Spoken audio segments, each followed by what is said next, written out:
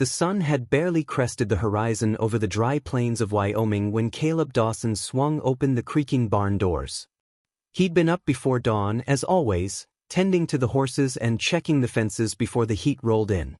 The land stretched for miles in every direction, open, silent, and lonely. Just the way he thought he wanted it. It had been almost 7 years since he buried his wife, Clara. She'd gone missing one spring storm, the river swollen from the melt, her carriage found smashed by the rocks a few miles east of the homestead. Her body was never recovered, only her wedding ring, caught on a jagged branch. The lawmen called it an accident. Caleb called it the day his world ended. He never left the ranch after that. He had no reason to. The cattle and the wind were his only company, and most days that was enough. He'd grown used to the silence, until that morning when two small voices broke it apart. He was brushing down his mare, Daisy, when he heard the wagon wheels crunch up the long dirt road leading to his house. Visitors were rare, too rare.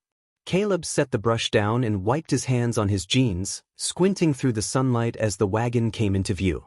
A tall woman drove the team, her bonnet tipped low to block the glare. Beside her sat two girls, maybe 6 or 7, with braids flying loose in the wind. As the wagon slowed, the woman called out, "Morning! Is this the Dawson Ranch?" Caleb nodded cautiously. "That's right. You're on my land, ma'am. Can I help you?" The woman jumped down lightly and gave him a polite but nervous smile. She wore a faded blue dress and a dust-covered shawl, her eyes sharp and tired, the kind of eyes that had seen too much road. "I sure hope you can," she said. "My name's Nora Hayes. I've come a long way. These here are my nieces." The two girls climbed down behind her, clutching each other's hands. Caleb couldn't help but notice their faces, the same dark hair, same green eyes, same crooked little grin that used to light up Clara's face. One of them stepped forward shyly and tugged at his sleeve. "Mister," she said softly, "are you our daddy?" Caleb froze. "What did you just say?" Nora stepped in quickly. "I can explain, Mr. Dawson." "You'd best start," he said, his voice low and uneasy. "Because I buried my wife 7 years ago, and I don't take kindly to cruel jokes." Nora's face softened. "It's no joke, sir. These girls, they're yours." Their mama was Clara Dawson. The air went still. The horses stamped restlessly, as if they too felt the tension. Caleb stared at her. "That can't be. Clara, she's gone." Nora nodded slowly. "That's what she wanted you to believe." They sat around the kitchen table a few minutes later, the girls sipping milk while Nora told her story. She and Clara had been friends since childhood, she said, and when Clara fled town all those years ago, it was to stay with Nora's family down south in Colorado. "Fled?" Caleb repeated. "Why would she run?" Nora looked down at her hands. "She was afraid. Said someone was after her. She didn't say who, but she was certain her life was in danger. When the carriage went over the river, she used it to disappear." Caleb felt his stomach turn. "She let me think she was dead?" "She had no choice, or so she said. But last winter she took sick with fever. Before she passed, she made me promise to bring the girls here, to their father." Caleb looked at the twins. They were whispering to each other, giggling over the milk mustaches on their lips. He couldn't deny it, they looked just like her. Everything about them was Clara. His heart twisted in his chest. "What are their names?" he asked quietly. "Lydia and June," Nora said. "She named them after your mother and sister."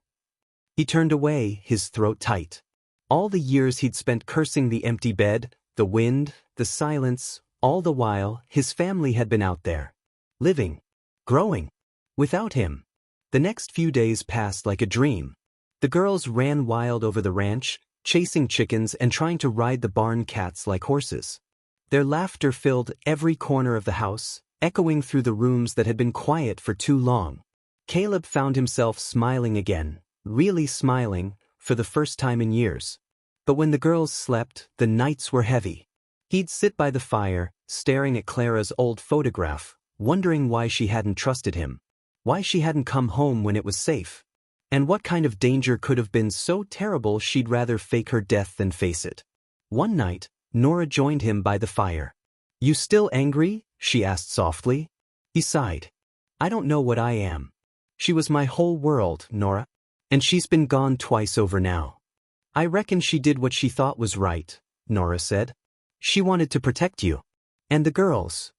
He looked over at her. You believe that? I do. She wasn't running from you, Caleb. She was running for you.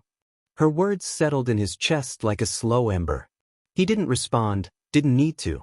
Outside, the coyotes sang low and mournful, and for the first time, their song didn't make the night feel so empty. A week later, trouble arrived. It was near sundown when a stranger rode up the trail, tall, lean, with a black hat pulled low and a scar running from his temple to his jaw. Caleb spotted him from the corral and didn't like the look of him one bit. The man dismounted with a lazy grin. Evenin', partner. Heard tell a woman and 2 girls passed this way. You seen? Caleb's hand drifted toward the rifle leaning against the fence.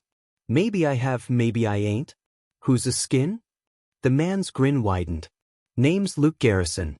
I was acquainted with their mama. She owes me something. Caleb's blood ran cold. You best turn around, mister. Ain't no one here owes you a thing. Luke chuckled. Now that ain't friendly. See, Clara Dawson owed me quite a debt. Took something that wasn't hers. I figure them girls are the key to getting it back. Caleb stepped forward, his eyes hard. You need to leave. The stranger's hand dropped to his hip. Or what? Before Caleb could answer, a voice called out from the porch. Caleb! Nora stood there, pale as chalk. The girls peeked from behind her skirt. Luke's eyes lit up. Well, ain't that a sweet sight, he drawled. The whole family, reunited. In a flash, Caleb grabbed his rifle. You got 3 seconds to get back on that horse. Luke sneered. You think you can scare me, cowboy? I don't aim to scare you, Caleb said. I aim to stop you. They locked eyes. For a heartbeat, no one moved. Then Luke went for his gun. The rifle cracked once, sharp and sure. Luke staggered back, clutching his arm, his pistol falling into the dirt. He cursed, glared at Caleb and stumbled toward his horse. This ain't over, he spat, blood on his teeth. You can't hide from me forever. Caleb leveled the barrel. I ain't hidin'. But you best start ridin'. The stranger kicked his horse and tore down the trail, vanishing into the dust. That night, Caleb sat on the porch with Nora as the girls slept inside. The stars blazed overhead, bright and endless. Guess he was the one she was running from, he said quietly. Nora nodded. He tracked her for years. When she got sick, she knew he'd find her soon. That's why she sent me. She wanted the girls safe. She knew you'd protect them. Caleb looked at his hands, calloused and rough, then at the warm light spilling from the window. I'll die before I let anyone hurt them. I believe that, Nora said softly. The silence between them was gentle now, not the hollow kind that used to haunt him.